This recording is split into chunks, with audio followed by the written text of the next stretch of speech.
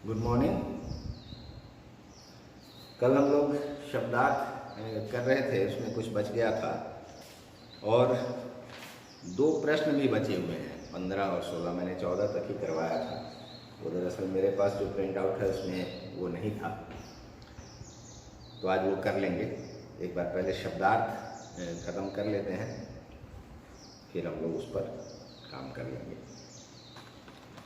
तो हमने कर लिया था शिद्दत तक। अब आगे बढ़ते हैं।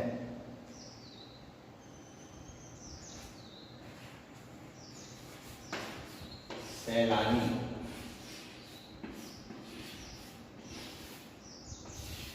को आप अगर सीधा शब्द में कहें तो पर्यटक, जो घूमने वाले लोग होते हैं उनको सैलानी कहते हैं। दूसरा शब्द है पराकाष्ठा।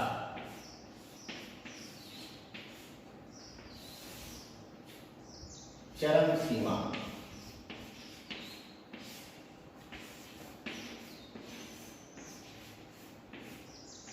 किसी चीज ऊंचाई की एक सीमा होती है, तो वो सबसे ऊपरी जो सीमा है, चरम सीमा, उसी को पराकाष्ठा कहते हैं।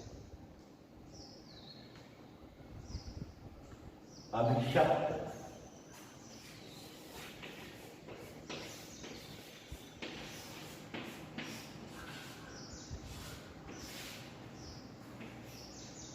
शापित कह लीजिए, जिसको श्राप मिला हो, जिसकी बद्दुआ मिली हो, उसको शापित या अभिशप्त कहते हैं।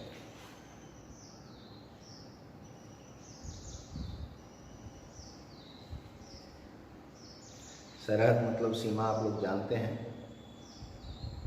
तामसिकता,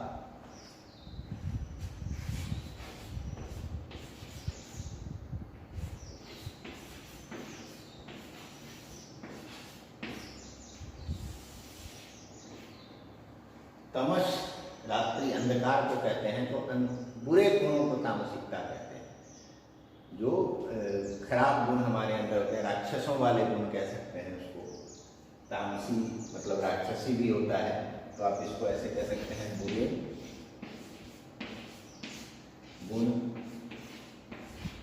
सरल शब्द में अगर कहें तो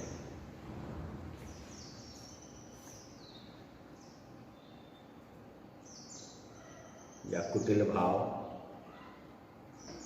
दुष्ट वासना, मैं सीधा वासना का अर्थ लिख देता हूं। वासना का अर्थ होता है इच्छा।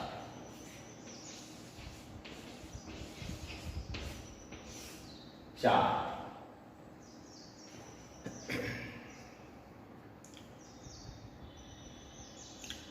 निर्मल का मतलब स्वच्छ होता ही है। इसको मैं मिटा देता हूं एक बार। ये हो गया सैलानी मतलब पर्यटक, पराकाष्ठा, चरम सीमा, अभिशप्त, शापित, तामसिकता, बुरे गुण, वासना, इच्छा।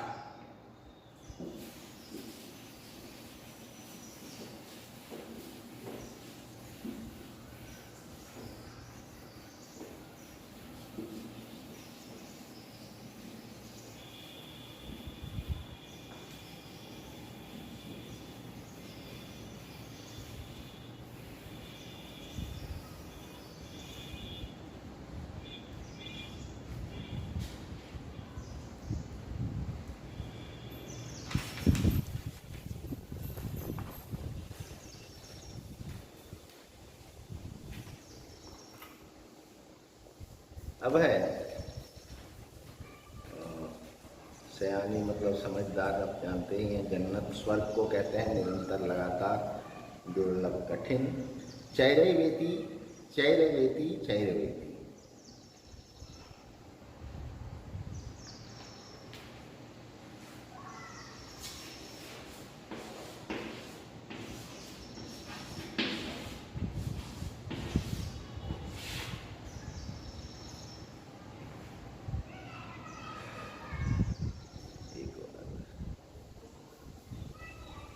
तो हमें जरा स्वीकार होगा। चैरवेती, चैरवेती होता है, चैरवेती होता है। इसका मतलब होता है चलते रहो।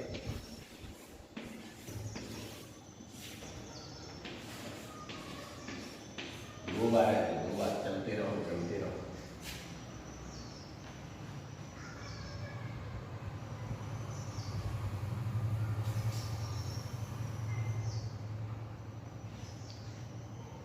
एकात्म,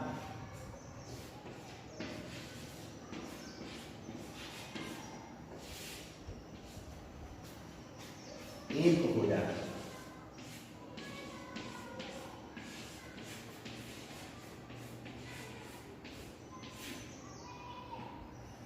एक जैसा हो जाना, एक आपस में लीन हो जाना, घुल मिल जाना, अनेक अर्थों में इसका प्रयोग होता है। तंद्रे,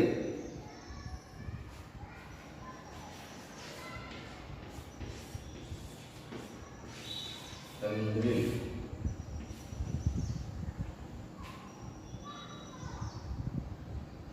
तंद्रा या नींद।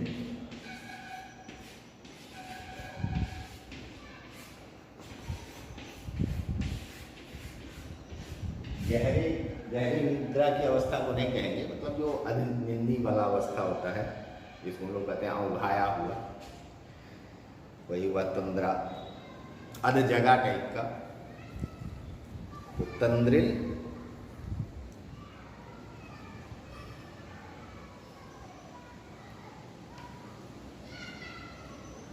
दुसाध्य,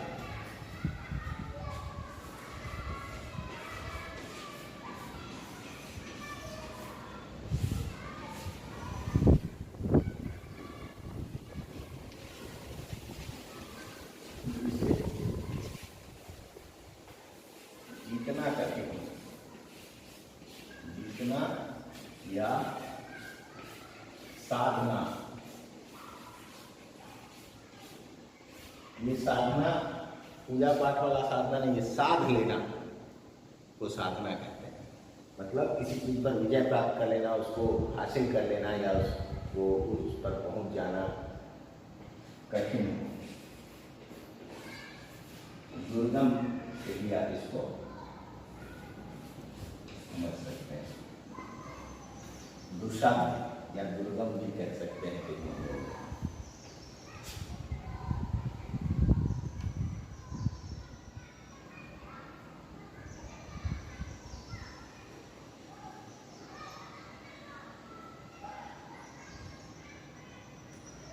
वर्गीला,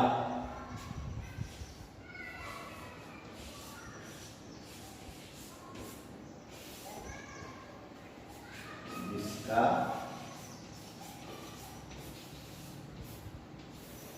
पेट बड़ा, तोंद निकला हुआ जिसको कहते हैं, पेट बढ़ा हुआ।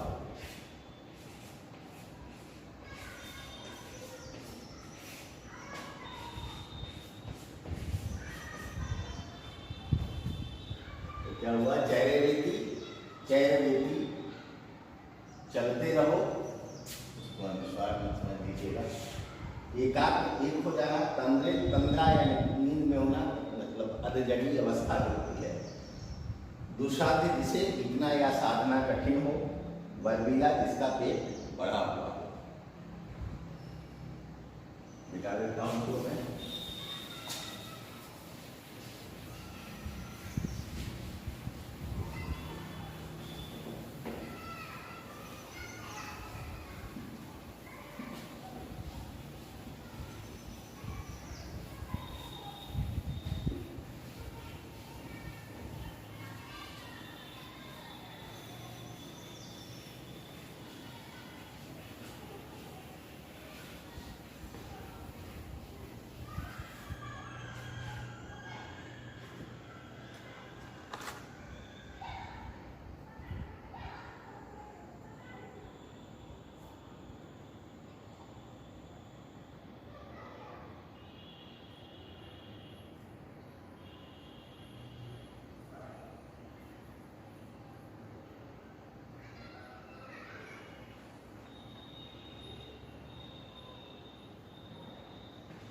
हलाहल,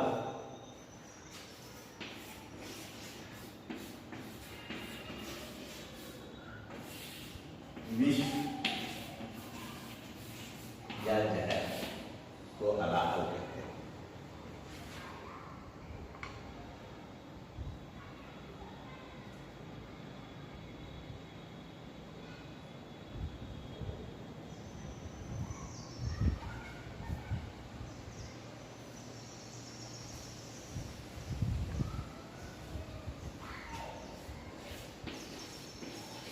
विभोग, डूबा,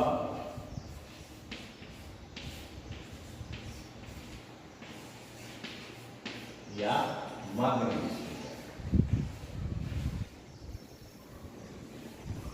आनंद विभोर यानी आनंद में डूबा हुआ, आनंद मग्न।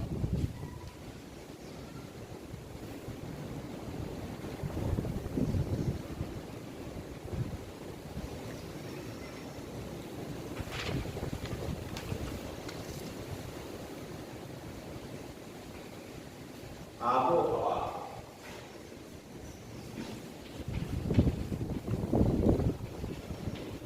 आप उर्दू में कहते हैं पानी को, इसको आप हवा पानी कह सकते हैं, या वातावरण के रूप में इसका उपयोग होता है। आबो हवा बदल गई है, मतलब वातावरण बदल गया है, माहौल बदल गया है। तो शब्दार्थ इतना ही हम लोग रखते हैं, फिर आपको जो और शब्द दिखे उसको उनके बारे में पूछिएगा। तो हलाहल मतलब हो गया विष, विभोर डूबा हुआ या मन, आबो हवा हवा पानी, या पर्यावरण भी आप इसको देख सकते हैं।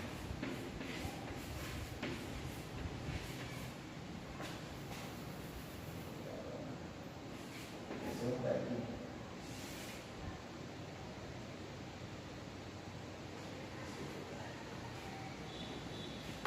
ठीक है, इसको हम लोग मिटा लेते हैं।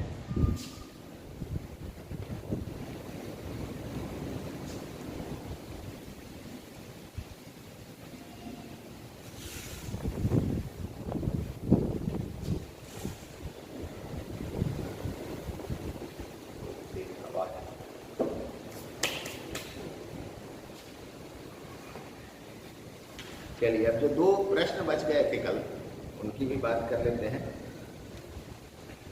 एक था, प्रकृति ने जल संचय की व्यवस्था किस प्रकार की है। प्रकृति ने जल संचय की व्यवस्था किस प्रकार की है, तो वहाँ चर्चा हुई है। जब इनके लेखिका की जो सहेली है मनी, वो कहती हैं वो जमे हुए बर्फ को देख करके कि देखो प्रकृति ने कैसी जल संचय की व्यवस्था की है कि यहाँ बर्फ जमा करके रखती है, और जब गर्मियों का मौसम आता है, जब दुनिया में पानी के लिए त्राही त्राही मचता है, पानी की दिक्कत होती है, तब यही बर्फ पिघलकर नदियों के माध्यम से उनको राहत देता है। तो यही व्यवस्था है प्रकृति की कि जो उसके किनारे बसे हुए लोग हैं, या पूरे वो एशिया की बात करते हैं कि पूरे एशिया में जो पानी की आपूर्ति है, जल की जो आपूर्ति है, वो इन्हीं बर्फ़ों के पिघलने से होती है। नदियाँ, आप ज़्यादातर जो नदियाँ हैं उनके बारे में आप जानते होंगे, ये ग्लेशियर से निकलती हैं। ग्लेशियर होता है, बर्फ़ की नदियों को ग्लेशियर कहते हैं। तो वहाँ से वो बर्फ़ पिघलती है और नदियों के माध्यम से हम तक पहुँचती है, जिसका उपयोग हम लोग करते हैं प्रत्यक्ष या अप्रत्यक्ष रूप से। तो जल संग्रह की ये व्यवस्था है प्रकृति की। इससे उन्हीं जो जल नदियों से आता है वही भाप बनकर उड़ता है, फिर बादल बनता है। बहुत सारी प्रक्रियाएं हैं जो फिर वापस हम तक पहुंचती है। तो मुख्यतः यहाँ बात की गई है पहाड़ों पर जमे बर्फ़ की, ग्लेशियर की, जहाँ एक तरह से जल को संग्रह करके रखा जाता है बर्फ़ के रूप में, और फिर जब गर्मी का मौसम आता है तो वो जल हम तक पहुँच करके हम लोगों को राहत देता है। बाकी जो व्यवस्था आपने पढ़ी है, जो वाटर साइकिल वगैरह, उसकी चर्चा आप कर सकते हैं इसमें। एक और प्रश्न है, देश की सीमा पर बैठे फौजी किस तरह की कठिनाइयों से जूझते हैं, उनके प्रति हमारा क्या उत्तरदायित्व होना चाहिए। देश की जो सीमा है, आपने पढ़ा होगा SST वगैरह में कि हमारे देश की जो सीमा है, इसका जो उत्तरी सीमा है, खास करके उत्तरी सीमा बेहद ठंडा है। आपने कारगिल वार का नाम सुना होगा, और भी सियाचिन वगैरह का नाम सुना होगा, लद्दाख का नाम सुना होगा। सीमा के रूप में अभी जो चीन से झड़प वगैरह हुई थी, तो वो जितने भी जगह हैं जो उत्तर में है, कश्मीर हो गया, अरुणाचल प्रदेश, इधर आपका सिक्किम, जो भी सीमा हमारी उत्तरी सीमा है पाकिस्तान और चीन से लगी हुई, वो बेहद ठंडी है। वहाँ का जो मौसम है वो हमेशा ठंडा ही होता है और बहुत ज़्यादा ठंडा होता है। वहाँ माइनस में टेम्परेचर होता है, -15 डिग्री, 20 डिग्री से लेकर 40-45 डिग्री तक टेम्परेचर वहाँ होती है। तो वैसे मौसम में किसी आदमी का रहना बड़ा मुश्किल होता है। आप कल्पना कीजिए कि आपके चारों तरफ सिर्फ बर्फ हो, पानी नहीं दिखे आपको कहीं। अगर आप पानी गर्म करके भी बाहर फेंकेंगे तो वो बर्फ़ बन के ही ज़मीन पर गिरेगा। टेम्परेचर ऐसा होता है। तो वहाँ के लोग क्या करते हैं, बर्फ़ को स्टोव पर गर्म करते हैं, क्योंकि वहाँ सब कुछ सिर्फ मिट्टी, तेल, पेट्रोल वगैरह ही ऐसे नहीं जलता है, बाकी सभी चीज़ें जल जाती हैं। तो उनको वो गर्म करते हैं स्टोव पर और फिर उसको इस्तेमाल करते हैं। पीने के लिए अगर पानी चाहिए तो चारों तरफ बर्फ़ है, लेकिन आप उसको खा के प्यास नहीं बुझा सकते हैं, बीमारी हो जाएगी। तो उसको ही गर्म करके उनको पीना पड़ता है। मौसम इतना ठंडा होता है कि आप वहाँ 2 मिनट भी नहीं टिक सकते हैं बिना वहाँ के लायक कपड़ों के। हाल फिलहाल की एक घटना थी कि चंडीगढ़ से आर्मी का एक जहाज़ जाता है हमेशा, जो सामान वगैरह लेके या जिन लोगों की पोस्टिंग होती है लद्दाख वगैरह में, उनको लेके जाता है वहाँ। तो जो गर्म जगह पर रहने वाले लोग हैं, उसमें से किसी एक ने ऐसे ही कपड़ा, यहाँ गर्मी थी चंडीगढ़ में, तो उसने ऐसे ही साधारण कपड़ों में बोला, कह रहे कितना ठंड होगा। वो वहाँ गया, जैसे ही एयरपोर्ट पे उतरा 10 कदम चला और बेहोश हो गया। वहाँ इतनी ठंड थी, इतनी, एक तो ठंड, ऊपर से ऊंचाई, हाई अल्टीट्यूड में ऑक्सीजन की कमी होती है। तो इन सब चीज़ों का असर ऐसा पड़ा उसके शरीर पर कि वो बेहोश हो गया। मेरे एक रिलेटिव हैं फौज में, उनका पोस्टिंग हुआ लद्दाख में। तो वहाँ जाने पर उनकी तबीयत खराब हो गई, उनका शुगर डिटेक्ट हो गया, बीपी बढ़ गया। फिर जब जम्मू आए तो सब कुछ नॉर्मल था। तो बहुत सारी दिक्कतें होती हैं वहाँ। वो एक तो बहुत ऊंची जगह है, पहाड़, हिमालय का ही पूरा एरिया है, सियाचिन हो गया या लद्दाख हो गया। उन सब जगहों पर ऑक्सीजन की कमी होती है। ठंड तो है ही, साथ ही साथ सांस लेने में दिक्कत होती है, चक्कर आने लगते हैं लोगों को, शरीर में जो ऑक्सीजन की मात्रा है वो घट जाती है। तो ऐसी बहुत सारी दिक्कतें होती हैं। तो वो एक तो ठंड के प्रकोप को झेलते हैं वहाँ जो फौजी पहरा देते हैं, वो ऑक्सीजन की कमी से जूझते हैं, संसाधनों की कमी से जूझते हैं। उनको खाने की सीमित चीज़ें मिलती हैं। वहाँ कोई मार्केट ऐसा नहीं मिलता है जहाँ से जो मर्जी हुआ उठाया और खा लिया, खरीद लिया, खा लिया, ऐसी व्यवस्थाएं नहीं होती है। निर्जन जगहों पर उनको रहना पड़ता है, जहाँ दूर दूर तक आदमी का नामो निशान नहीं है, सिर्फ बर्फ़ ही बर्फ है।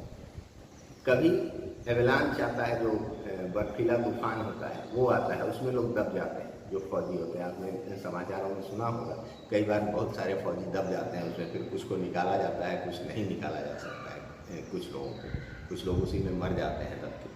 तो ऐसी बहुत सारी दुर्घटनाएं होती रहती है, बहुत ही विकट स्थिति होती है वहाँ। तो उनको अनेक कठिनाइयों को झेलना पड़ता है। एक तो ठंड झेलना पड़ता है, ऑक्सीजन की कमी से जूझना पड़ता है, संसाधनों की कमी, जो रोज जीवन यापन के लिए जो चीज़ें चाहिए उनकी कमी से जूझना पड़ता है, अकेलापन से जूझना पड़ता है। ऐसी बहुत सारी चीज़ें होती है जिनसे उनको जूझते हुए अपना कर्तव्य निभाना पड़ता है। फिर भी वो वहाँ डटे रहते हैं, क्योंकि उनको देश की रक्षा करनी है, सीमाओं की रक्षा करनी है, ये उनकी ड्यूटी है। तो वो उस अपने ड्यूटी को, कर्तव्य को निभाने के लिए जान हथेली पर लेकर वहाँ रहते हैं। हमारा उत्तरदायित्व क्या होना चाहिए? हमारे मन में उनके प्रति एक सम्मान तो होना ही चाहिए कि ये लोग इतनी कठिन परिस्थितियों में देश की रक्षा कर रहे हैं।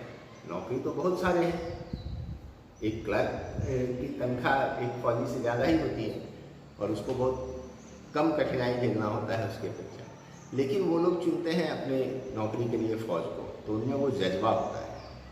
पैसे की ज़रूरत तो एक चीज़ है, साथ ही साथ उनमें वो जज्बा होता है। तो हमें इस बात का सम्मान करना चाहिए और उनके लिए जो भी हम कर सकें, हम उनके लिए सीधा वहाँ जाके तो नहीं कुछ कर सकते हैं। एक तो ये कर सकते हैं कि हम जब पर्यटन के उद्देश्य से जाएं तो गंदगी ना फैलाएं, उनको परेशानी ना हो इसका ध्यान रखें। दूसरा, उनके जो परिवार हमारे बीच रहते हैं उनकी सहायता जरूर करें, उनकी मदद करें कि उनके घर का जो एक पुरुष व्यक्ति जो काम करने वाला है वो वहाँ है और कोई महिला अकेली रह रही है, कोई बच्चे हैं उसके साथ, तो उनकी जहाँ तक हो सके मदद करनी चाहिए। उनका कुछ काम हुआ तो कर दिया। इस तरह से छोटी छोटी चीज़ें जो हैं वो हम कर सकते हैं और हमारे मन में उनके लिए हमेशा दुआ रहनी चाहिए, सम्मान रहना चाहिए कि वो सही सलामत वहाँ से वापस आए अपनी ड्यूटी पूरी करके। हमारा उत्तरदायित्व इस तरह से है। आपको और भी कुछ समझ में आए कि आप कर सकते हैं तो आप उसको ज़रूर लिखिएगा। कठिनाइयाँ बहुत ज़्यादा हैं उनके कारण ही हम लोग चैन से रहते हैं, नहीं तो हमेशा यही परेशानी रहेगी कहाँ से कौन घुस जाएगा। आप सुनते हैं आतंकवादी घुसपैठ करते हैं तो वहाँ पकड़े जाते हैं, मारे जाते हैं। वो अगर नहीं रहे, कोताही करें अपनी ड्यूटी में, वो ठंड से बचने के लिए दुबक के बैठे रहें, तो वो सब आएंगे और जहाँ तहाँ बम ब्लास्ट करेंगे, लोग मारे जाएंगे, अशांति होगी, देश निश्चिंत नहीं रह पाएगा। तो ऐसी बहुत सारी कठिनाइयाँ हैं और हमारा उत्तरदायित्व यही है कि हम उनको जहाँ तक हो सके सहयोग दें, उनके प्रति एक सम्मान की भावना अपने मन में रखें। हमारे व्यवहार में वो दिखनी चाहिए। हम रास्ते में, ट्रेन में चलते हुए हर जगह फौजियों से मुलाकात होती रहती है, तो हमारा व्यवहार उनके प्रति एक सहृदयतापूर्ण रहे, एक आदरपूर्ण रहे, ताकि उनको लगे कि हाँ हम कुछ विशिष्ट कर रहे हैं। तो इस तरह से हमने प्रश्नोत्तर भी कर ही लिया है एक बार। फिर जब दोबारा हम लोग पढ़ेंगे तब और जो चीज़ें बची रहेंगी उसको करेंगे। शब्दार्थ भी आपने कर लिया, उनको आप देख लीजिएगा, उनको याद कर लीजिएगा, उनका अभ्यास कर लीजिएगा, अशुद्धियों को दूर करने का प्रयास कीजिएगा, पाठ को पढ़िएगा बार बार और उसमें जो दिक्कतें आई वो आप मुझसे पूछिएगा।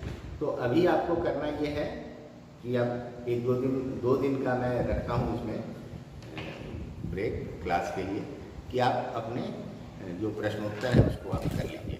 आप लोग ये 29, 30 तक आप लोग कर लीजिए, फिर उसके बाद हम लोग शुरू करेंगे क्लास।